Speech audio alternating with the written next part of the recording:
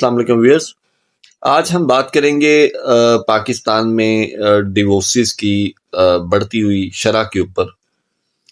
پہلے ہم سنا کرتے تھے جی کہ مغرب میں جو ہے وہ مغربی ممالک میں جو ہے وہ ڈیورس کا طلاق کا رجحان جو ہے وہ بہت زیادہ خطرناک حد تک ہے. وہاں پہ شادیاں کامیاب نہیں ہوتی.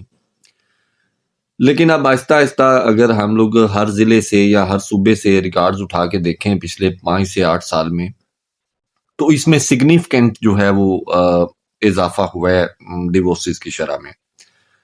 اس میں ظاہری بات ہے بہت سارے جو ہے وہ مسائل جو ہے وہ درپیش ہوتے ہیں، جس کی وجہ سے خواتین اور مرد جو ہے وہ ظاہری بات ہے پیچھے کوئی آپشن نہیں بچتا، تو پھر آخری طور کے اوپر اس کو جو ہے وہ استعمال کیا جاتا ہے. اللہ تعالیٰ کا بھی یہ ناپسندیدہ عمل ہے. دیکھیں اس کی ظاہری بات ہے ہر چیز کے کچھ وجوہات ہوتی ہیں. جیسے نکاح کے لیے بھی ایک ماحول جو ہے وہ چاہیے ہوتا ہے، ایک اس کا پراپر پروسیجر ہے، اس کو ہم لوگ اڈاپٹ کرتے ہیں تو پھر جو ہے وہ نکاح کا رشتہ وجود میں آتا ہے. اسی طریقے کے ساتھ ظاہری بات ہے جب کوئی معاملہ نہیں چل پاتا تو ڈیورس کے پیچھے بھی جو ہے وہ کچھ محرکات جو ہیں وہ ہوتے ہیں. اس میں کامنلی جو ہے وہ فائنینشیل ہیں، چونکہ آج کل جو ہے وہ اکانومی کی صورتحال بھی کچھ اچھی نہیں ہے، تو ظاہری بات ہے جو بھی ملکی حالات ہیں ان کا بہت سارا اثر جو ہے وہ عوام الناس کے اوپر بھی جو ہے وہ پڑتا ہے، ڈائریکٹ پڑتا ہے.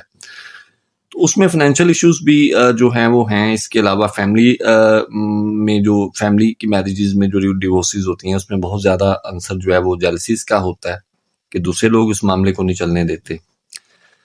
تو میرا خیال ہے کہ جب ظاہری بات ہے یہ تو جیسے زندگی کے ساتھ جو ہے وہ موت ہے، اسی طریقے کے ساتھ نکاح کے ساتھ جو ہے وہ بے شک بڑا تلخ عمل ہے اور اللہ کو بھی ناپسند ہے، لیکن اس کے باوجود یہ پریکٹس جو ہے وہ اللہ نے جو ہے وہ اس کو تحلیق کیا ہے کہ اگر ایک معاملہ نہیں چل رہا تو آپ اسے فنش کر دیں. حال دو کہ یہ بہت تکلیف دہ ہوتا ہے. اللہ کسی دشمن کو بھی اس سے نہ گزارے.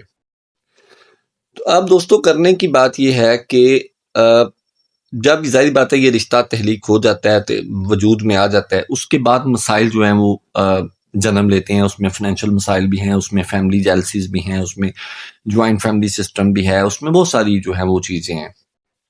ہر طرف کا قصور ہوتا ہے، کسی طرف کا نہیں ہوتا. اب اس میں اس چیز سے بچا کیسے جا سکتا ہے، یا حتی الوسع اس سے جو ہے وہ اس کی جو ڈرمیٹیکلی انکریز ہوتی جو اس کی ریشو ہے، اس کو نیچے کیسے لایا جا سکتا ہے، اس کے اوپر بات جو ہے وہ کی جا سکتی ہے اور کرنی چاہیے. وہ یہ ہے کہ جب رشتہ والدین جو ہے وہ کرنے کے لیے بیٹے کا یا بیٹی کا گھر سے نکلتے ہیں، تو اگر تو آپ آؤٹ آف فیملی جا رہے ہیں تو یہ دونوں کے لیے ہے، بچی والوں کے لیے بھی ہے اور لڑکے والوں کے لیے بھی ہے، کہ یہ جو چٹ منگنی پٹ بیاہ والا جو سسٹم ہے، جو سین ہے، وہ نہ کیا کریں.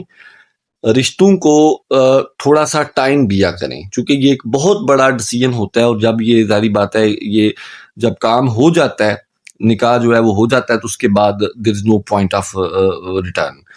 تو پھر خدا نخواستہ بڑے لاس کے بعد جو ہے وہ پھر واپسی ہوتی ہے. لیکن اگر آپ اس کسی بھی رشتے کو جسے آپ منگنی کہتے ہیں، اس کو آپ پہلے زمانوں میں 2 3 سال جو ہیں وہ منگنیاں جو ہیں وہ ٹکی رہتی تھیں. تو اس درمیان جو ہے وہ معاملات چلتے رہتے ہیں، عید وغیرہ آگے پیچھے آنا جانا. تو اس میں جو آؤٹ آف فیملی لوگ ہیں ان کو آپ اچھے طریقے کے ساتھ جو ہے وہ اسٹڈی کر سکتے ہیں. تو اس وقت تو صرف فیملیز کا جاننا ایک دوسرے کو لیے ضروری تھا، لیکن چونکہ اب وقت جو ہے وہ ڈیجیٹلائز ہو گیا ہے، تو اب جو لائف پارٹنرز ہیں لڑکی لڑکا، ان کی بھی بات کرو. شرعی طور کے اوپر اس میں حرج بھی کوئی نہیں ہے کہ اگر جو ہے وہ شادی سے پہلے جو ہے وہ بات چیت بھی اگر کر لیں، چونکہ اس کے اوپر بڑا زور دیا گیا کہ دونوں کی رضامندی جو ہے وہ ضروری ہوتی ہے. پسندیدگی بھی کہہ سکتے ہیں آپ، رضامندی بھی کہہ سکتے ہیں. تو آج کل کی ماڈرن زبان میں اسے جو ہے وہ ایک مینٹلی کمپیٹیبلٹی کا لفظ جو ہے وہ استعمال کیا جاتا ہے. تو وہ mentally compatibility between the both partners, parents and family, اس کے لیے ضروری ہے کہ اس کو تھوڑا سا جو ہے وہ ٹائم دیا جائے. کم سے کم 6 سے 8 مہینے آپ ایک کسی کے ہاں آئیں جائیں، ان کی روٹین لائف کا پتہ کریں، ان کے اہل و عیال کا پتہ کریں. تو پھر آہستہ آہستہ ظاہری بات ہے اگر مہینے میں 2 چکر آپ کے لگ رہے ہیں تو 6 مہینے میں تو آپ کے لگ گئے نا جی 12 چکر. تو 10 سے 12 چکروں میں کافی چیزیں جو ہے وہ سامنے آ جاتی ہیں کہ یہ ہمیں بعد میں کتنے چکر دیں گے. تو اس کے لیے جو ہے وہ ٹائم ہے چٹ منگنی پٹ بیاہ سے جو ہے وہ اوائڈ کیا جائے. فیملی میرجز جو ہیں وہ بھی بڑے افسوس سے کہنا پڑتا ہے کہ وہ بھی جو ہے وہ کامیاب نہیں ہوتی, جہاں پہ لوگ ایک دوسرے کو مطلب پیدائش سے جو ہے وہ جانتے ہوتے ہیں, کئی پیڑھیوں سے جانتے ہوتے ہیں, لیکن وہاں پہ بھی جو ہے وہ ڈیورسز ریکارڈ ہو رہی ہیں, وہاں پہ بھی ہو رہی ہیں. اس میں ظاہری بات ہے کہ پیرنٹس کو, خاص کر بچی والوں کو یہ چاہیے کہ آپ فائنینشیل سٹیٹس کو اچھے طریقے کے ساتھ, لڑکے کے جو فائنینشیل سٹیٹس ہے اس کو اچھے طریقے کے ساتھ جو ہے وہ مانیٹر کریں, چیک کریں. ان کے جو فیملی سسٹم ہے, یعنی یہ مطلب سیپریٹ ہیں, بعد میں علیحدہ رہیں گے یا جوائنٹ فیملی سسٹم کوئی جو ہے وہ کنٹینیو رکھیں گے.